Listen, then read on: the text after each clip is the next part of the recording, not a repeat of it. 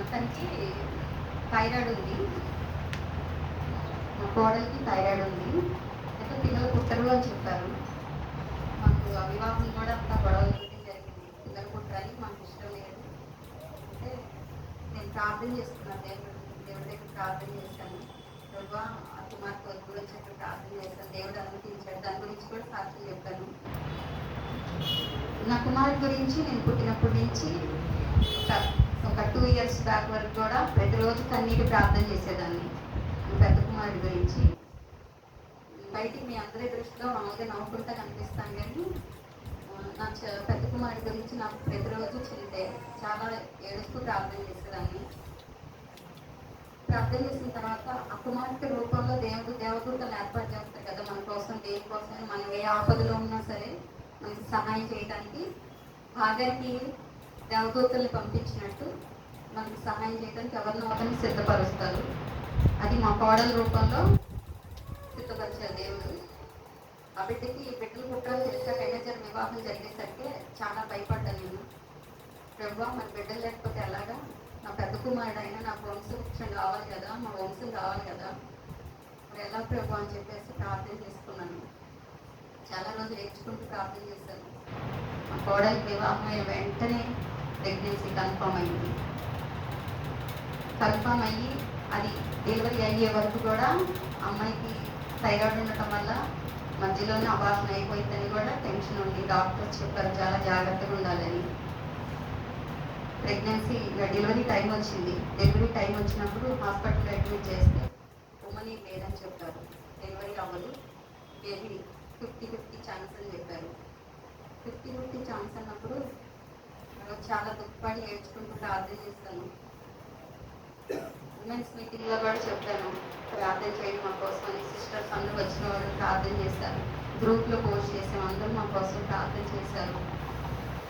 దేవుడు గొప్ప రీతిగా మేము అసలు మగబిడ్డ పెడతారని కూడా అనుకోలేదు. మా కోడలి వాళ్ళకి అబ్బాయిలు లేరు, వాళ్ళకి చాలా ఇష్టం. నాకంటే 2 కుమారులే కాబట్టి నాకు మగపిల్లలు ఆడపిల్లలు అనేది ఏం లేదు. ఎవరు పుట్టినా దేవుడు ఇచ్చింది సంతోషంగా స్వీకరించాలనుకున్నాను. కానీ బిఎన్సీకి వాళ్ళకి మాత్రం అబ్బాయిలే కావాలని చాలా ఆశతో ఉన్నారు. అనుకున్న రీతిగా 6కి ఇచ్చారు డేటు. అమ్మాయి 2nd జాయిన్ అయింది. 2nd జాయిన్ అయ్యి వెంటనే చేసేయాలి, సిజరింగ్ చేసేయాలి, ఉమ్మని లేదు, ఒక బేబీ బ్రతకదు అని చెప్పేసి అప్పటికప్పుడే నైట్ సిజరింగ్ చేశారు. బాబు పుట్టాడు. యాక్చువల్ నా పెద్ద కుమారుడు ఎలా ఉన్నాడో అలాగే ఉన్నాడు.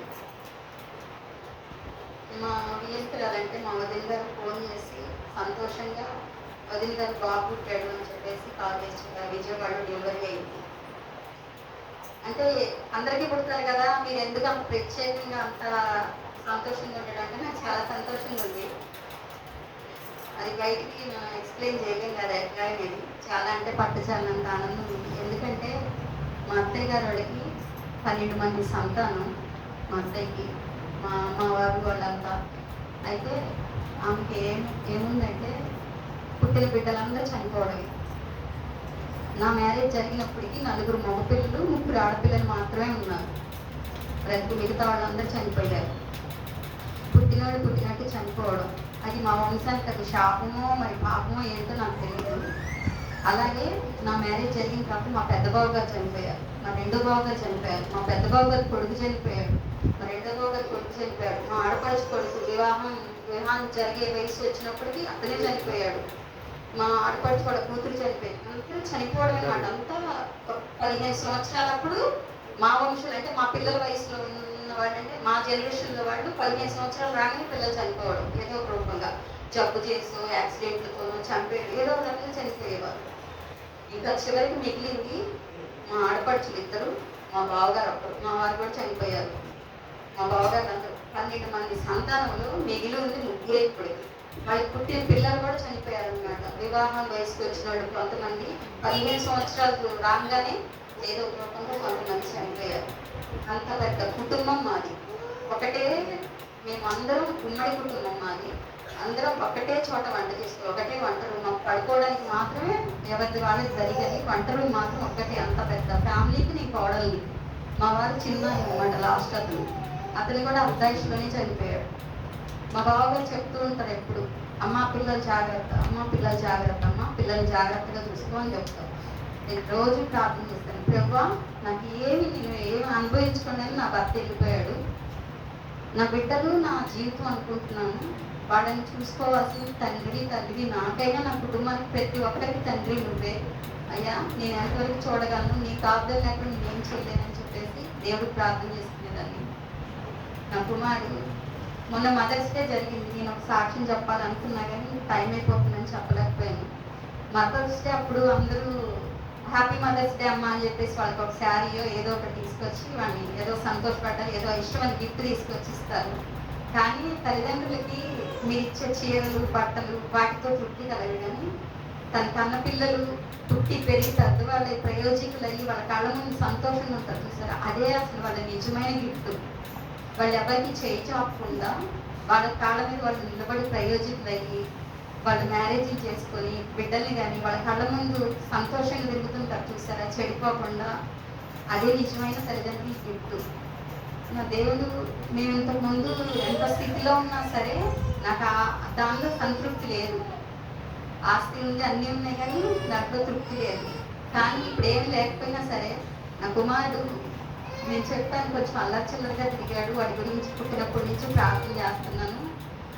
3 సంవత్సరాల క్రితం వరకు కూడా చాలా ఏడుస్తూ ప్రార్థన చేశాను, తృప్తి లేదు. మీకు ఎంతమంది ఉన్నారో నాకు తెలియదు. అమ్మని పట్టుకొని నేను అసలు అమ్మగారిని పట్టుకొని చాలా అంటే చాలా ఏడ్చాను. నాకు అసలు ఏడుపు ఆగట్లేదు. సాధారణంగా అసలు నేను ఏడవను. మా అమ్మ ఎప్పుడు అంటుంది, రాతి గుండె గుట్టేవే నువ్వు అని చెప్పేసి తిడుతుంది. బండరాయి లాంటి గుండె అంటే లేదు, దేనికి చలనం ఉండదు అంటే. మరి నేను ఎదుర్కొన్న కష్టాలు అట్లాంటివి, అంతా ముళ్ళబట్టినాను ఇప్పుడు కూడా. అయితే అలా గట్టిగా కఠినంగా ఉంటాను. అట్లాంటిది నా కుమారుడి విషయంలో నేను కఠినంగా ఉండలేకపోతున్నాను. నా బాధ నా కళ్ళ ముందు వాడు అట్లా పాడిపోతుంటే వాడిని సరిదిద్దలేక, వాడిని అట్లా చూసుకుంటూ ఉండలేక చాలా ఏడ్చేదాన్ని. అందరి పిల్లలు చక్కగా చదువుకొని ప్రయోజనకై ప్రభా నా కుమారుడి ఉంటాం, నాకు అది తీరని దుఃఖం. నేను అన్నం తింటున్నా కానీ నాకు ఒంటికి పట్టట్లేదు, నిద్రపోతున్నాను కానీ నాకు లేదని. నా కుమారుడు నా సంతోషంగా, నా కుమారుడు ఉంటే నాకు అదే నిజమైన ఆనందం అని చెప్పేసి ప్రార్థన చేసేదాన్ని. నా కుమారుడు వివాహం జరిగింది, పూర్తిగా మారిపోయాడు. వాడు ఒక బిడ్డకు తండ్రి అయ్యాడు. నా ఇంటికి వంశాంకుల్ని తీసుకొచ్చాడు. అన్నీ గొప్ప వరాలే. ఈ ఇయర్లోనే నేను స్టార్టింగ్లోనే వివాహం జరిగింది. నా కుమారుడు మారిపోయాడు. తప్పిపోయిన కుమారుడు వచ్చినట్టుగా వచ్చాడు. నా కుమారుడు మారిపోయి అని చెప్పేసి సంతోషంగా సాక్ష్యం చెప్తాను. వాడు వస్తూ ఇంకొకరిని తీసుకొని నా ఇంట్లో ఇంకొక నెంబర్ని మొత్తం తనతో పాటు మొత్తం 3 తీసుకొచ్చాడు నా ఇంట్లో నెంబర్ని. ఇంత గొప్ప దేవునికి నేను ఏమి ఇచ్చి రుణం తీర్చగలను? ఆయనకి విరిగి నలిగిన నా హృదయం తప్పితే ఆయనకి ఏమి ఇవ్వగలను? నాకు